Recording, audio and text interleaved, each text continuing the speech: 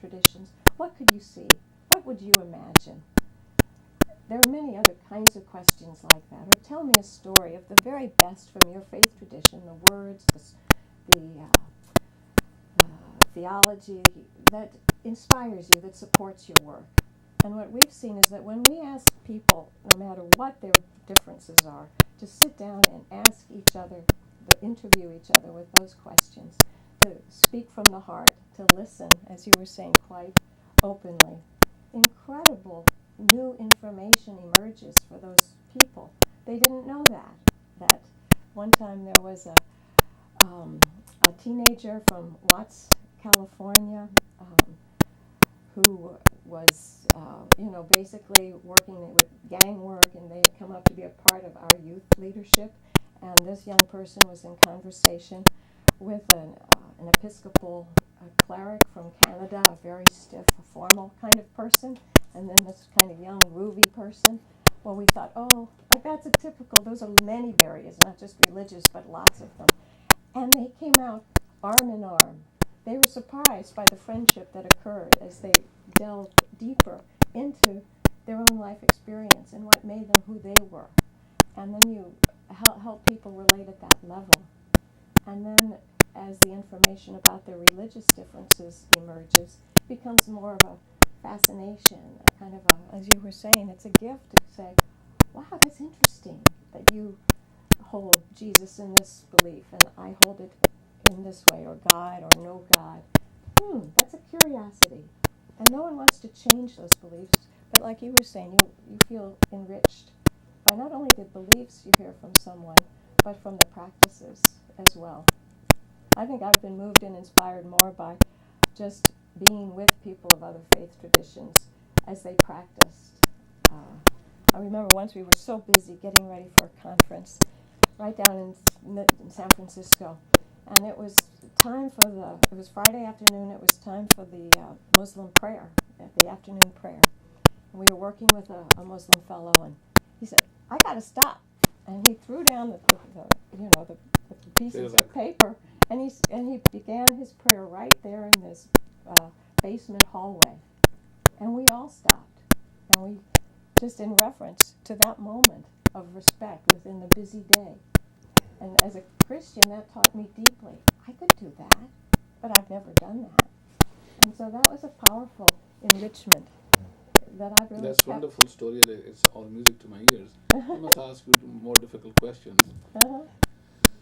And I want to connect also with the Hans Kung and the work that Bishop Swing has done. But let me ask you the first tough question on that one. To what extent do you think that goes beyond ceremonial respect for each other and really begins to deal with difficult issues? Isn't that we have this demonic image of each other in our closets that we maintain very assiduously through framework of scholarship, through the framework of theology? So to what extent this really helps us mediate the real difficulties, the real doctrinal oppositions, where if I really follow this path, then I must think of you negatively and think of you negatively. So I suspend that criticism for the duration I'm with you, and I feel good. The suspension makes me feel good. But isn't it true that most of us go back to that negative image that's so carefully hidden in our closet? And to both of you. Well, one, I think the doctrinal beliefs, principles, are very important to humanity. They've evolved in thousands of years of human history. And so to hold them each in deep respect and to engage at that level about those ideas is very important. But to engage with respect, to deepen mutual understanding, is really key here. Do people really go back after they've, knowing that, for instance, one person I might speak to believes that the only path to salvation is through Jesus Christ, and I, as another kind of Christian, would say, well, yes and no on that, we disagree. Would that keep me, you might say, forever apart from that person, and so I would hold an antagonism? I hope not. I would hope that I can understand the sincerity from which they hold that belief, and that they would understand where my position is on a similar question, but that still the key here is our mutual respect and our ability not to proselytize one another, our decision to do that. And for me, the real point is to work together, because our issues, our problems that we can face together are big now, and we need each other. So I would hope the doctrinal differences would give us a lot of rigor to talk and to be engaged with each other, but they wouldn't block us again from being together and cooperating rather than hold this competitive, chasm between us. All right, very good. It seems to me, by talking to many people, including your two good selves, that we can summarize the initial steps into 4.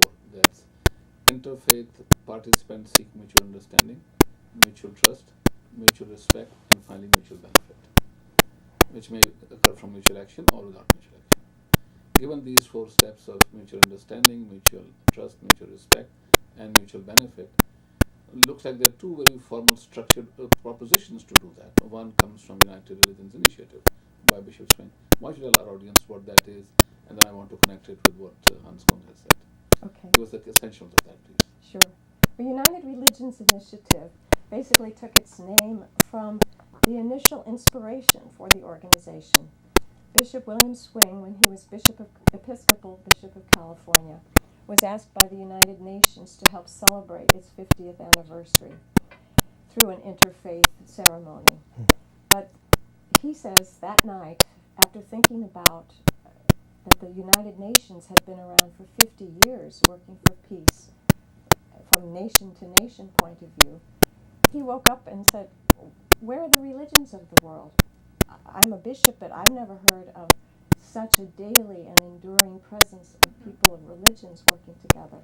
So that was a powerful inspiration, and he says he made the commitment that very night, I will do something about that. And he went around the world for 3-month sabbatical, speaking with Hans Kuhn, speaking with various people who were leaders from different faith traditions. What do you think? Is the world in need of kind of another effort towards interfaith, interreligious dialogue, cooperation? And from Mother Teresa to Hans Kuhn, the answer was yes, we really need more of that. And this was way before 2001, and we didn't know yet. And in 1995 and 6, it still felt so new that who would really be interested in it? But that idea took shape in framework of an organization. We were again gifted, as I said, with this approach. We wouldn't just build it with a few people who create their own organization. No, we would seed it all over the world through dialogue circles, using this appreciative discovery and design where we engaged people in England, in South Africa, in Korea, Latin America. And we had these big meetings here every year. So in 2000, we launched as an organization, and the other insight that came was that it wouldn't be a top-down way of functioning. It would be inclusive, which meant anyone who committed to the principles, the values of URI would be invited. It wouldn't deal some religions in and some out. And it would also be a grassroots organization, which would invite the people of the world to take up this project together. And we call these units of just local people self-organizing towards a shared purpose, we call these groups cooperation circles. So when you talk about... What's the difference between dialogue circle and cooperation circle? What's the first word? The difference between dialogue circles and cooperation circles. Are they the same or different? No, they're different. A cooperation circle is simply the name our organization gave to any group of 7 people. 3 of those 7 have to come from a different faith background. It could be atheism, it could be a traditional religion, it could be a new religion, but you have to have a minimum diversity. And the purpose of this group, it could be 7 or it could be hundreds. It could be a pre-existing organization. We have one big nonprofit in Belgium and other social service organizations. But if they're committed to the shared purpose of URI, which is to promote enduring